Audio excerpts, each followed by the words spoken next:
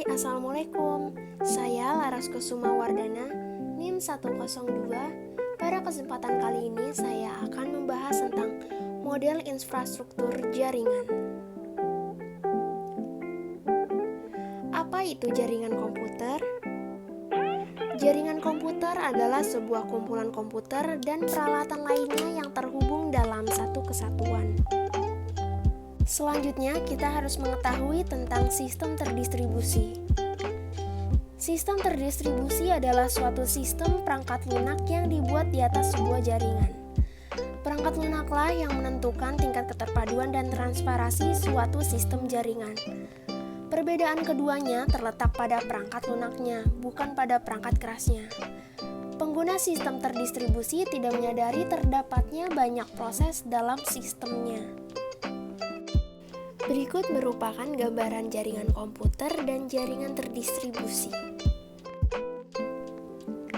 Selanjutnya, pembagian jaringan berdasarkan jangkauan geografis. Yang pertama ada PAN atau Personal Area Network, contohnya seperti Bluetooth dan AirDrop. Yang kedua ada LAN atau Local Area Network, contohnya seperti jaringan yang terhubung di warnet. Yang ketiga ada MAN atau Metropolitan Area Network, contohnya seperti jaringan yang berada dalam satu kampus. Dan yang keempat ada WAN atau Wide Area Network, contohnya seperti internet atau jaringan yang mendunia. Berikut merupakan gambaran pembagian jaringan berdasarkan jangkauan geografis. Selanjutnya, pembagian jaringan berdasarkan aksesnya. Yang pertama ada intranet, yaitu bisa diakses untuk kalangan internal. Yang kedua ada internet, yaitu bisa diakses untuk publik. Berikutnya kita akan membahas tentang topologi jaringan. Topologi jaringan adalah aspek yang mesti diperhatikan ketika akan membangun jaringan komputer.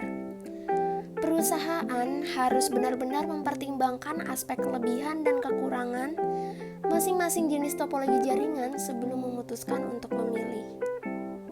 Berikut merupakan beberapa macam jenis topologi jaringan. Yang pertama ada yang berbentuk seperti bus.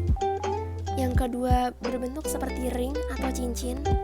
Yang ketiga ada yang berbentuk seperti star atau bintang.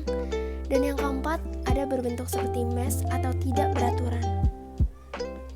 Topologi bus. Kelebihan topologi bus yang pertama, biaya instalasi yang bisa dibilang sangat murah karena hanya menggunakan sedikit kabel. Yang kedua, penambahan klien atau workstation baru dapat dilakukan dengan mudah. Topologi yang sangat sederhana dan mudah diaplikasikan. Kekurangan topologi bus. Pertama, jika salah satu kabel pada topologi jaringan bus putus atau bermasalah, hal tersebut dapat mengganggu komputer workstation atau klien yang lain. Yang kedua, proses sending atau mengirim dan receiving atau menerima data kurang efisien. Biasanya sering terjadi tabrakan data pada topologi ini. Dan yang ketiga, topologi yang sangat jadul dan sulit dikembangkan. Selanjutnya, topologi star. Kelebihan topologi star yang pertama, apabila salah satu komputer mengalami masalah, jaringan pada topologi ini tetap berjalan dan tidak mempengaruhi komputer yang lain. Yang kedua, bersifat fleksibel. Yang ketiga, tingkat keamanan bisa dibilang cukup baik daripada topologi bus. Yang keempat, kemudahan deteksi masalah cukup mudah jika terjadi kerusakan pada jaringan. Kekurangan topologi star yang pertama, jika switch atau hub yang notabene sebagai titik pusat mengalami masalah, maka seluruh komputer yang terhubung pada topologi ini juga mengalami masalah. Yang kedua, cukup membutuhkan banyak kabel, jadi biaya yang dikeluarkan bisa dibilang cukup mahal. Yang ketiga, jaringan sangat tergantung pada terminal pusat. Berikutnya, topologi ring. Kelebihan topologi ring yang pertama, memiliki performa yang lebih baik daripada topologi bus. Yang kedua, mudah diimplementasikan. Yang ketiga, konfigurasi ulang dan instalasi perangkat baru bisa dibilang cukup mudah. Yang keempat, biaya instalasi cukup murah. Kekurangan topologi ring. Yang pertama, kinerja komunikasi dalam topologi ini dinilai dari jumlah atau banyaknya titik atau node. Yang kedua, troubleshooting bisa dibilang cukup rumit. Yang ketiga, jika salah satu koneksi putus, maka koneksi yang lain juga ikut putus.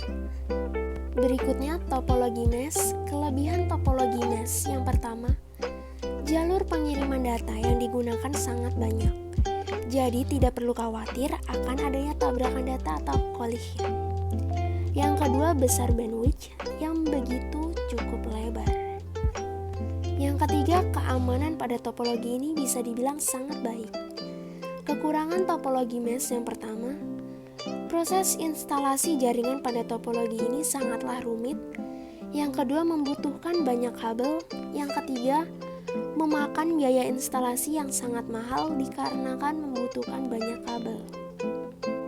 Selanjutnya ada pembagian jaringan penggunaan kabel. Yang pertama, jaringan berkabel atau wired network. Yang kedua, ada jaringan nirkabel atau wireless network. Selanjutnya, jaringan berdasarkan siarannya atau castingnya. Yang pertama ada unicast, yaitu 1 ke 1. Yang kedua ada multicast, yaitu 1 ke grup. Dan yang ketiga ada broadcast, 1 ke semua.